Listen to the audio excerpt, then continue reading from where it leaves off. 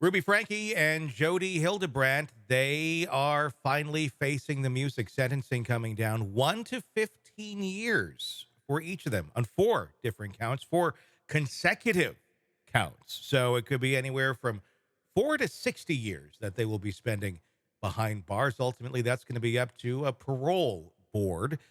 Here to discuss, Jennifer Coffindaffer, retired FBI special agent. Thoughts on this? Is this the fair punishment for the horrible, horrible acts that we now are aware of what they did and what they've admitted to? Well, what I like about this is that they have made the sentences consecutive. Hmm. Usually, sentences are concurrent, meaning whatever you get sentenced to, if you get five of them, they just are all on top of one another, meaning there's whatever the initial sentence is what they do. In this case, we do have concurrent sentencing. So for each count, no matter how much they get, it's going to be, added to. Hmm. So I was happy to see that, and I was happy to see the 60-year exposure.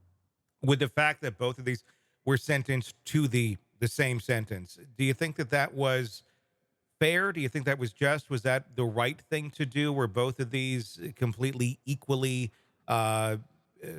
accountable for the actions that took place against these kids? No, I think the mother, Ruby Franke, should be held to a higher standard of having to care for the children. Yes, the acts were the same. They were both complicit in what they did, but Ruby Franke was the mother. Hmm. So from that standpoint, I would have given her maybe a bigger hammer. Yeah, I mean, and it's interesting because some will argue and say, well, Jody was more of the ringleader here, if you will. Life changed for Ruby once she found Jody, and Jody was the one who, with her psychological manipulation, brought them down that road. But yeah, you're exactly right. You're the mom that's doing these heinous, heinous things to your kid. Not that it's any easier if it's not your children to do these sort of things. You just shouldn't be doing them to begin with at all. But the fact that both were involved, it really it blows your mind. They did release, or they did give apologies in court. The first one from Ruby Franke, saying, "I am humbled and willing to serve a prison sentence for as long as I need. I am committed to unlearning my toxic behavior." Is this something that can really be unlearned, or if you're capable of doing this, you are capable of doing this? I think if you're capable, you're capable. A lot of people want to pin Hildebrandt for sort of leading her down this path. But when you look at the eight passengers' videos, it was clear that she had this thought process and it just got exacerbated under the tutelage of Hildebrandt. So I think anyone who is capable of handcuffing children, starving children, tying up children, forcing children to walk around with no shoes and heat until their feet are blistered and burned. And you're the mother, Hmm. so you don't even have that loving influx. She's capable of this and much more. Kevin has never been charged, still a free man. Her husband. Should he have been looked into further? Should charges have been brought against him, or was he also a victim of Ruby? Granted, a not very responsible parent by any stretch of the imagination, but um, was he, just as shocked as the rest of us to learn about what was going on behind those closed doors of the Hildebrandt compound when Ruby ran away? No, I think he should be held responsible to a degree as well. All one has to do is watch the video of his interaction with police when they're talking about their older daughter and the fact she went in to retrieve items.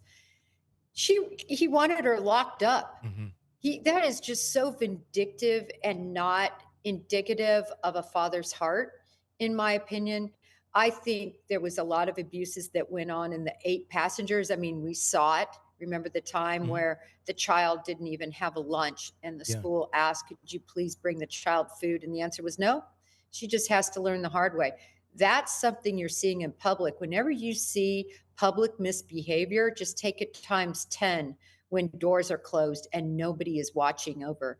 So I think this father was definitely aligned in this treatment and complicit in much of the treatment.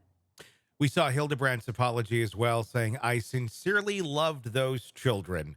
Mhm. One of the reasons I didn't go to trial is I didn't want them to relive this. A little bit too late, I think, to be saying you love those kids, and a little too little too late to say to relive all this. Well, why did it happen to begin with? I'm just trying to wrap my mind around how they went so far down the path that they did. I mean, were they thinking that at some point this way of parenting will be adopted by the masses again, and we're going to be a trendsetter here, with waterboarding our kids? I mean, it's just it's unbelievable to see how the path that they went down. Is it kind of like the lobster in the water, where it just kept getting slowly more and more boiled? They didn't realize how bad they were getting.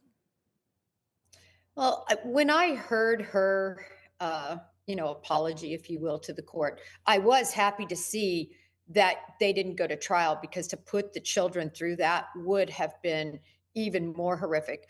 But first of all, I don't think this had anything to do with the children. I think she didn't want to go to trial because of everything that would have come out. Hmm. And I think she was trying to avoid all those nasty details, because believe me, there would be much more than what we saw Yeah. in paperwork that would have come forward. And to hear those children talk about everything that happened to them. So I really think it was self serving, Hmm. even though she said it was out of love. The other thing, it strikes me as a situation where this would still be going on and still happening. It was the fact they got caught. Yeah. That's really what happened here. They got caught. And so now all of a sudden they're apologetic. So I just didn't find Hildebrandt's statement at all with any Yeah. validation, in my opinion. That's a good point, because what we did see was what they admitted to on paper. This is just from their own free will of coming out and saying, here's what we did. God only knows what also was happening and what was really happening there, because I'm imagining we got the sugar coated version of it, and the sugar coated version was pretty toxic to begin with. 100%. Hey, it's Tony Brueski. If you like the podcast, be sure to like, subscribe, and press that bell so you don't miss any of our updates on the cases we're following for you right here at the Hidden Killers podcast from True Crime Today. And thanks